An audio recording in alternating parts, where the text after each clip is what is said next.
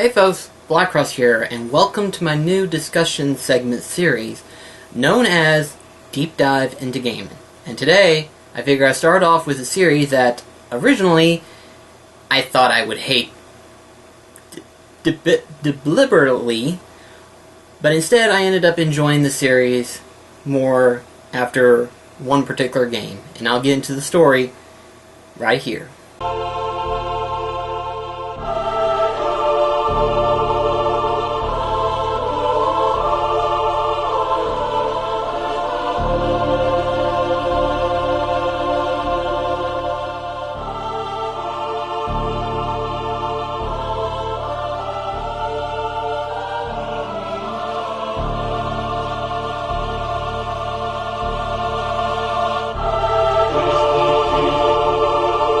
So, basically, Dark Souls has become like a big staple into the gaming industry.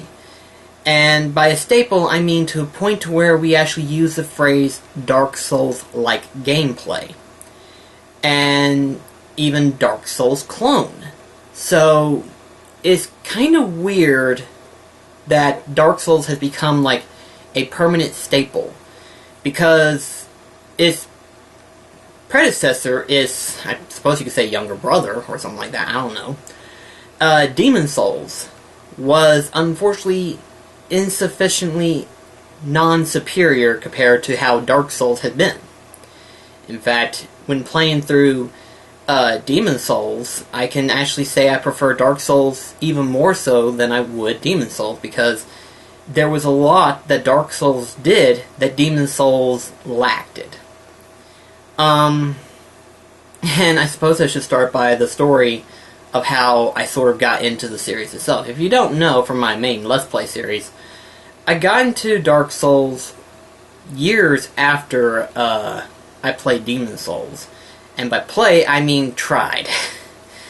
Me and my friend TJ and my brother Delmar, we tried to get through the first zone of Demon Souls, and we couldn't even get past halfway point of that zone area before you even got to the boss, or even remotely see the boss for that matter. So we just sort of gave up on it and said the phrase that no one can beat this, even though some have, probably, I bet. So years later, Dark Souls came out, and I thought people lost their minds. Like, they literally was in the realm of putting their minds into a train track, on the rail, in fact, and waiting for the train to just flatten it, or decimate it, destroy it, however way you can put it. They were willing to put themselves through that torture. I believe a year or two later, I forgot how many years they put Dark Souls 2 in development, they released Dark Souls 2, and I was like, are these people out of their fucking minds? So one day, and this was right after Kingdom Hearts 3 got confirmed to be in development. So this was 2013.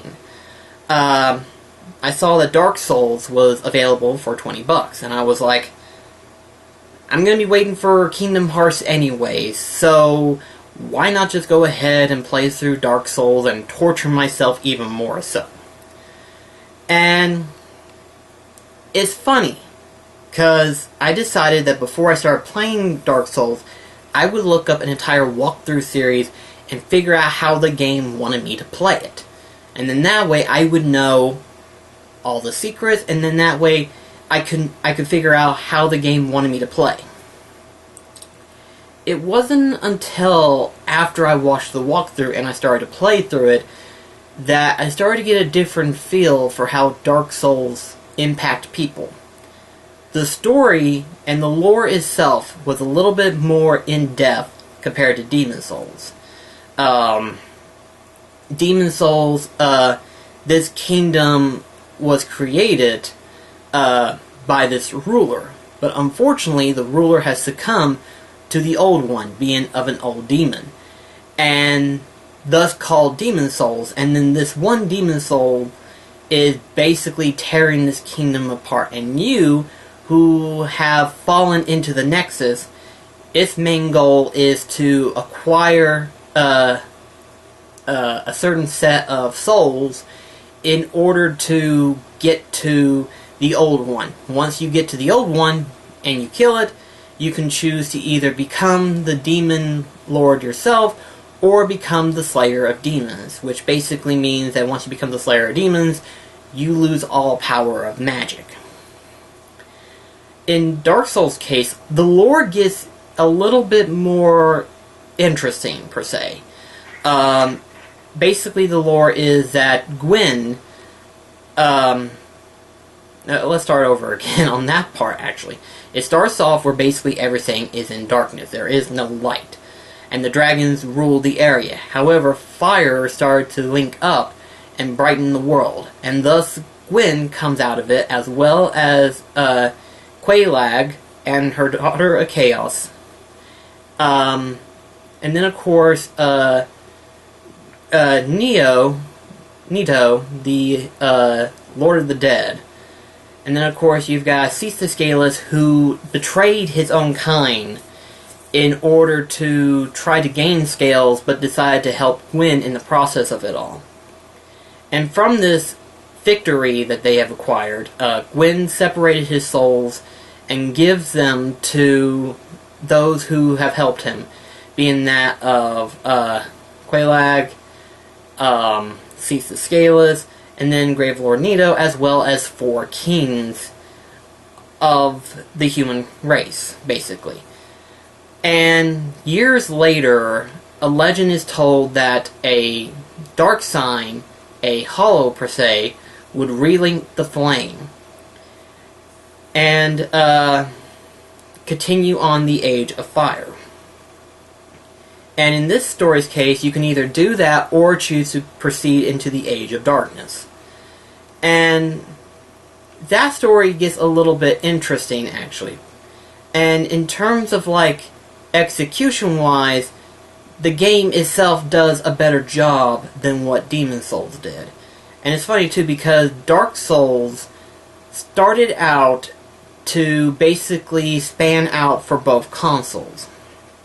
You had PlayStation, who owned Demon Souls strictly. But then Microsoft wanted in on this, and so they decided to recreate the series into Dark Souls rather than continue on with Demon Souls. So it's kind of interesting. Had they continued on with Demon Souls, would we have gotten something different entirely? I'd probably say it would be tremendously different than what Dark Souls give. In fact, I'm not even sure if they had a continuation story for Demon Souls, or if they did, which direction would they go? Because in the Dark Souls series, if you've noticed, they've all been basically part of continuing on linking the flame. In Demon Souls' case, we wouldn't know where they would continue off, but some say that technically Demon Souls is a prequel to Dark Souls, and that basically one of the endings, I believe, is basically whenever you become the Demon Lord yourself, is whenever it continues there, because magic then continues. By killing the old one, you basically destroy magic entirely, and the magic realm fades. From what I've heard, anyway. I may be completely wrong on the lore, but I'm not quite sure. But that's a theory that someone brought up. And Dark Souls... Playing through Dark Souls, I realized that the biggest interest was its lore. The combat, while it is a completely different style entirely, the lore is what kept people into the series altogether.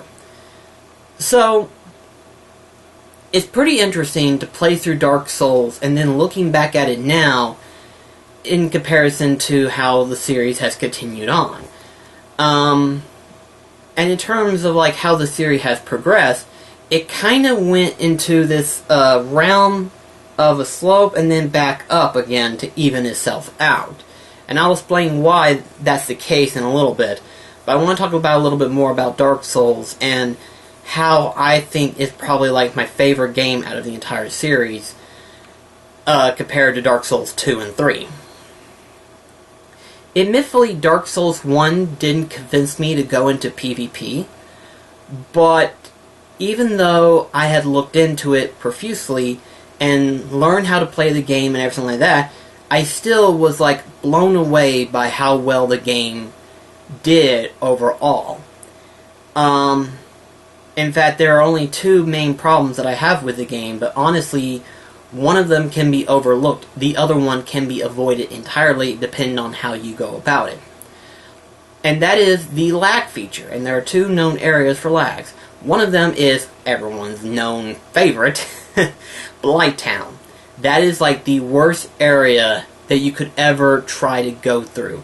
It is so laggy, it is such an atrocious area, and in the worst cases, it is by far the worst platforming area to go through. You're going to more than likely fall no matter how you go about it, unless you get the master key. Once you get the master key, you can actually avoid all that entirely, and is not that bad, actually. You actually avoid, like, over 80% of the entire journey. You still have to go through some of it anyway, but by that point, you've already gotten through the hardest part. So, again, that can technically be avoided. The other lag feature would be from Grey Wolf Sith, and that is by far one of my favorite bosses next to, like, a few others. I think I classify Sith as, like, my second favorite or my first. I don't remember my list, actually. But I know Sith is, like, the coolest boss. And when you look into the lore aspects, it's like, holy shit, this is freaking awesome. And if you went through the DLC, it actually changes entirely. Because then Sith realizes that you've ended Astora,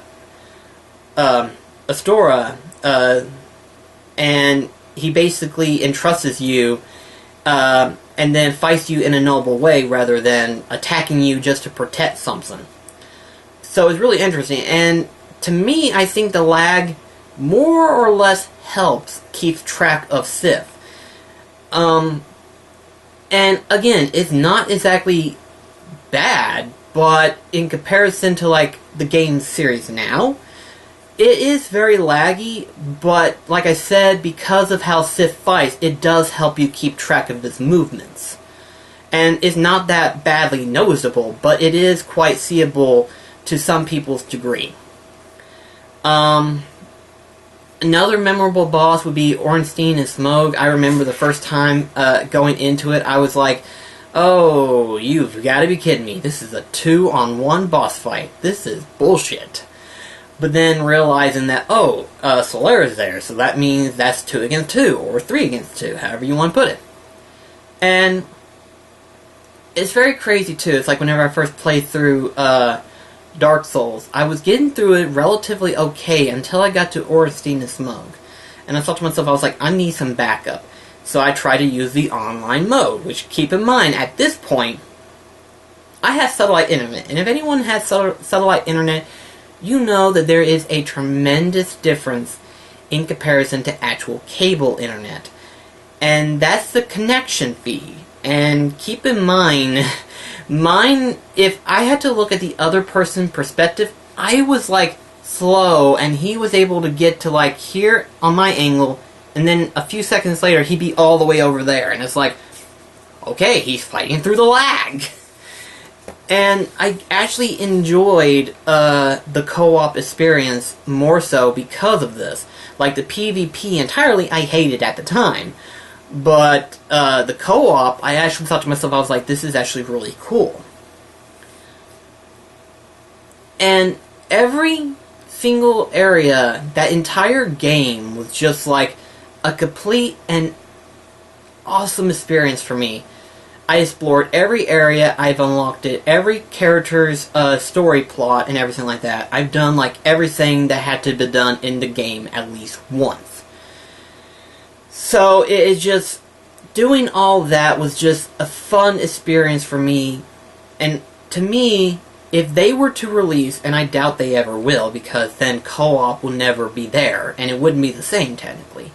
But if they were to figure out a way, and they were to put Dark Souls 1 onto PS4, I would welcome it. I would actually buy that again, because honestly, that's how good it is. And like I said, in comparisons to the lore and the entire area theme, I love it even more so than Dark Souls 3. And trust me whenever I say this, this is even harder for me because Bloodborne is close to Dark Souls. It is very close, but because of the original areas that they've had, Dark Souls is just a little bit more superior. Like I said, if they ever wanted to re-release a remaster edition with higher quality graphics or whatever, and I think that might actually help the game. Like, it might help in some of the battles as well as, like, Blighttown. I doubt it, but it might help.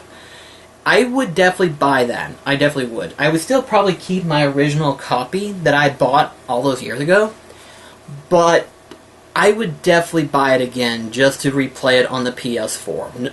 Probably no doubt about it.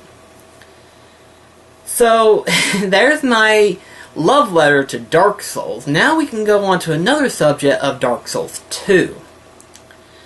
Dark Souls 2, I don't know why, but after I beat Dark Souls 2, I started to realize that there was like a hate factor going around Dark Souls 2. And I watched a few videos, and one of them, my favorite Dark Souls communist guy, Silvermont, he was talking about Dark Souls 2 at one point. And I was kind of like, oh, this is interesting. I never thought about it, but yeah, that's actually good. Because the one thing that I noticed, and this is just the one thing, everything else I didn't notice, but the one thing I noticed about Dark Souls 2 was that it basically tried to ignore Dark Souls 1. It basically was trying to reformat the series and forget Dark Souls 1 entirely. The only thing that it kept was Elite Knight.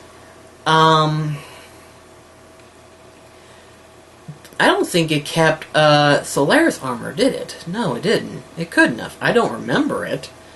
But it just, other than the Elite Knight armor set, it completely forgot its origin.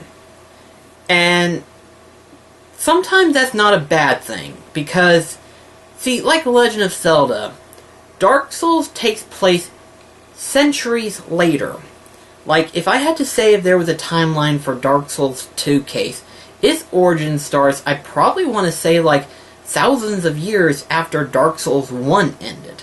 Like, technically it is a sequel, but is, like, centuries later.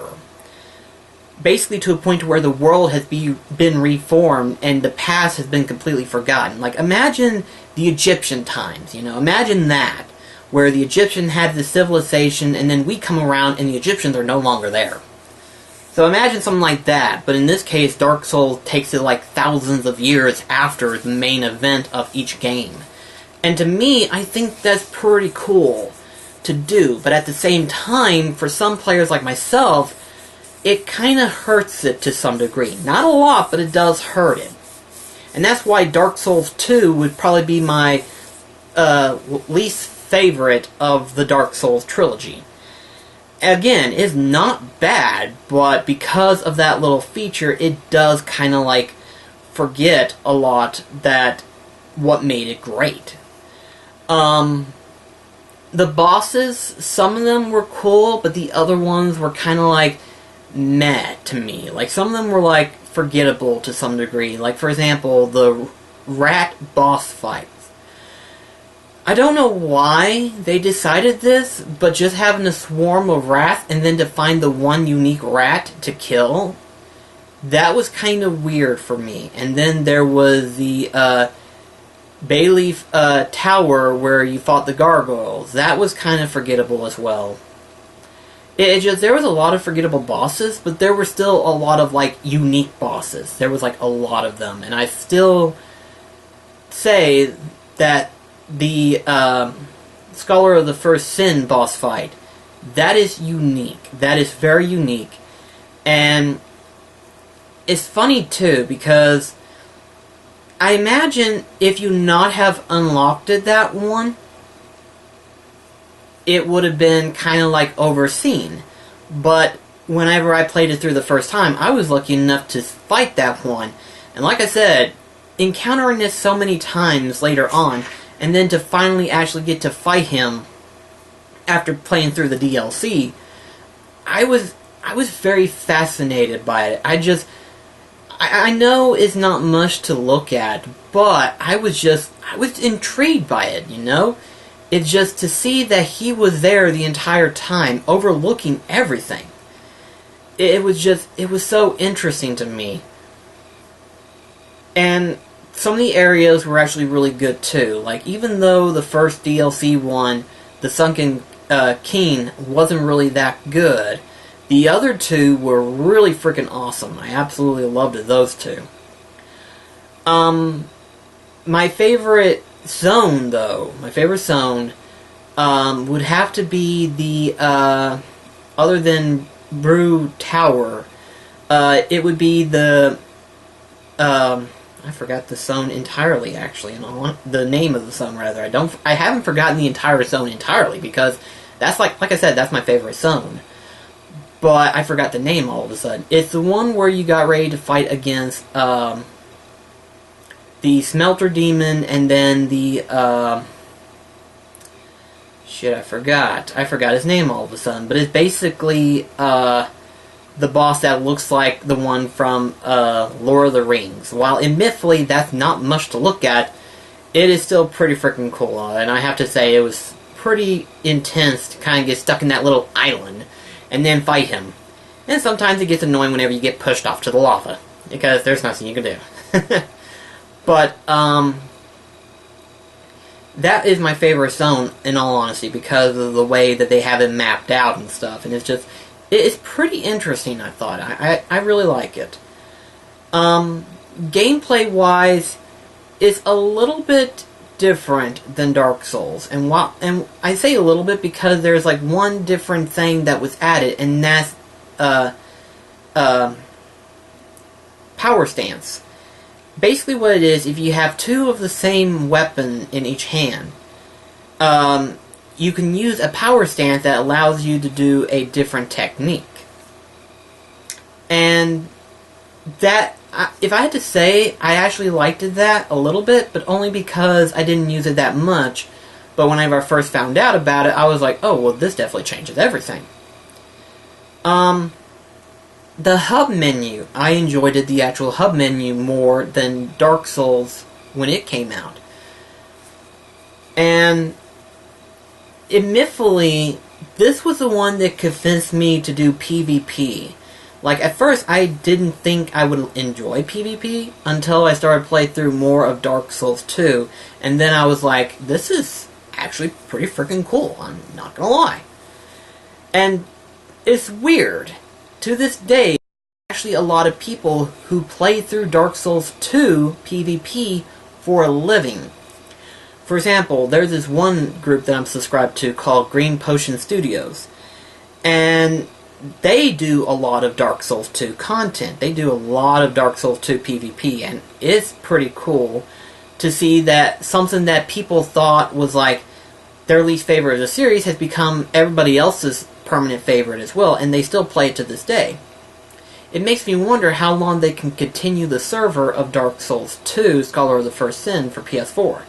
If they can keep it going, then honestly, that's like the best thing you can ask for. You know, Scholar of the First Sin has been released, what? I've got the PS4 version. When did this come out? I need to remember this shit. 2015. So this came out 2015. And here it is, 2017. So it's been going on for a little over 2 years, probably? Yeah, almost 2 years at this point. So, I find it that even though Dark Souls 2, again, not everyone's favorite, it has a pretty good follow-up right behind it. And it makes me wonder how long can they keep the server. Because some people, for example, Overwatch, I've heard people say that they're going to keep the servers going for 10 years. So if they can keep Scholar of the First Sin going for that long, if not even longer, that would be pretty freaking cool. It's a shame that Dark Souls 3 server, I do believe it's down, and probably down permanently, but if they were to ever, because I remember they brought it back, and I never did get into it, unfortunately, because I found out a little bit late. If they were ever to bring it back, that would be pretty cool. Like I said, if they were to do a remake of it, or not remake, but a remaster, and re-release it and have the co-op work, that would definitely be pretty freaking cool to have. But then moving on to Dark Souls 3. This lore itself was very unique to me, and by unique, I mean it contrived a mixture of like Dark Souls 1 and then its own lore. And it's funny too, the fact that Dark Souls 2 tried to forget Dark Souls, and then Dark Souls 3 came around and it tried to bring it back into its realm.